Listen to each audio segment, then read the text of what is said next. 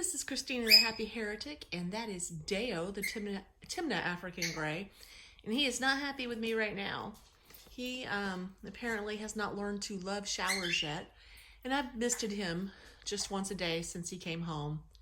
But he is not a fan yet. Um, I heat up the house, obviously, and we've just done a very light misting. And he flies off every time because he can.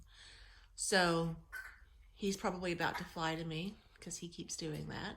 He is fully flighted still. Yes, there are pros and cons, and there is a big controversy in the avian world, or among bird owners, and that's Chewy. Chewy wants to play with the bird, but no, my little dog. There's a big controversy because everything from it's like cutting off their legs, it is not, to you are you risking killing your bird. They can get outside and get a long way away, not be able to find their way home. They can crash into windows and walls and any number of things. And then again, on the other side, on the pro fully flighted side, birds are meant to fly. And there seems to be some increased confidence in them being able to get away or get to where they want to go. Dayo is a pretty good flyer. The first day he came home, I will say that my breeder recommended not keeping him fully flighted because of the dangers. Dayo, where are you? Peekaboo. Dayo, this is not interesting if you're not in frame. What you doing? What you doing?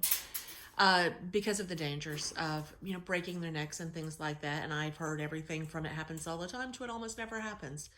A lot of us have heard stories or seen it ourselves of birds outside flying into plate glass doors. Dayo, come on up where I can see you. It's so much more interesting. Don't play peekaboo. What doing? What doing, Dayo? Come on up.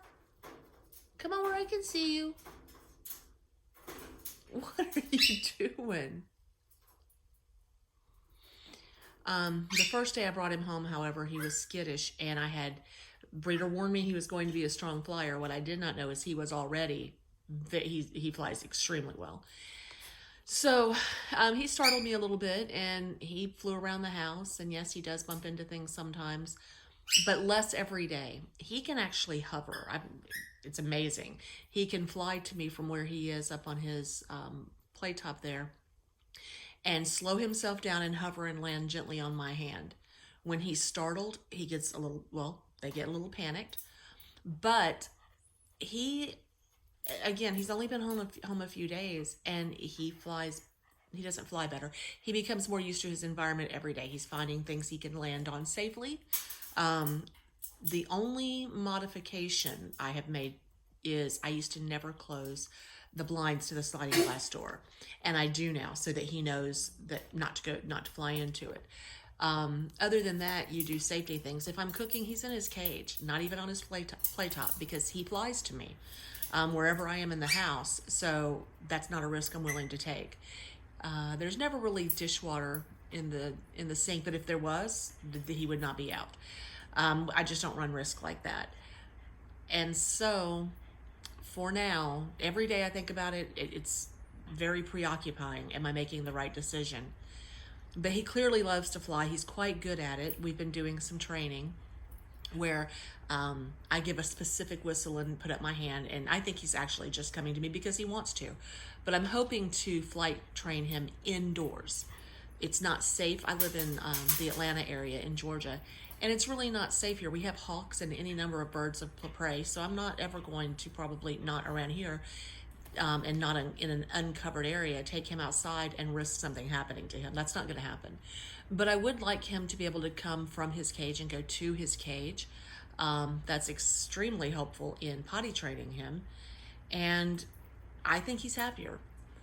So if I notice that he is not improving on navigating the space, it's not a huge house, And if I think, I mean, oh, obviously ceiling fans. We never turn on the ceiling fan anymore because it's too easy to forget that it's on. But if I notice that he crash lands and doesn't stop crash landing as he gets used to the house and becomes a stronger and stronger flyer, then what I'll probably do is start by clipping a few flight feathers to slow him down, because he can fly. He's a strong flyer. He can fly very fast. And I don't want him in a panic to get a bunch of speed and force going and break his keel bone. They can mess up their beak. And frankly, breaking the neck is not unheard of. So it's a balance. It is a balance, and I think it's a personal decision that we all have to make based on our own birds and our own lifestyle and what we think is best. I will say that cutting the wing trimming is not painful to them. Don't clip a blood feather, and I think you should have a professional do it if you're not extremely experienced, or your breeder. But it is not the same as cutting off their legs. There are no arteries in a feather, so it's not painful at all. Actually, once they get used to it, they don't even squawk. So, and there should be no blood and no pain. So let's take that off the table. So for now, it is a daily question for me as we navigate these first few weeks together. What's best for him? Because I don't want him to be able to get out. But if he does get out, I don't want him to land on the ground, because we have cats everywhere outside. Drives my dogs nuts. And a lot of times if I'm making a video, you'll hear them go just completely crazy, and it's because they've seen a cat outside, not for any other reason. So I'm just going to admit that it is a struggle right now to make that decision. So this is Dayo again, and he is adorable and super sweet. Oh, I do have to mention though, we visited him on the weekends while we were waiting for him to fledge and be weaned. And he was super sweet, as baby birds are, and to both Paul and myself. And Paul brought him home a few days ago, and he was super sweet. And the next day when Paul came home from work, Dayo decided that they are not friends anymore. Just one day. He flies to me everywhere. We play Marco Polo if I'm not in the room. He has a particular chirp he does. I whistle back. He knows where I am. Typical flock behavior. And he won't let Paul near him. If Paul comes near him, he flies off in a panic. And yesterday, I have not heard the gray growl in years, because I haven't had a gray in years. And Paul came home from work and tried to approach Dayo, and Dayo just growled and growled. And it was really, really funny to see this little tiny bird doing that. It was not funny for Paul, because it's hurting his feelings.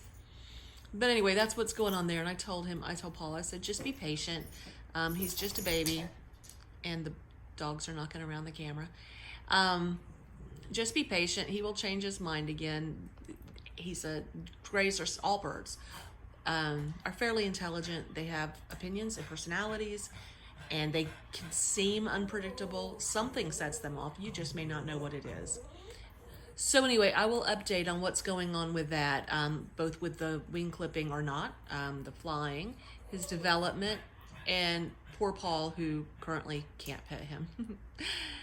With me, he's like a puppy. He acts like a cockatoo would. I mean, it's ridiculous. It's like a Velcro bird. I'm surprised he stayed up here the whole time. Usually if I'm talking, he flies to me because I'm ignoring him. But anyway, I will update soon. So this is Christina the Happy Heretic and Dayo the Timneh African Gray, signing off.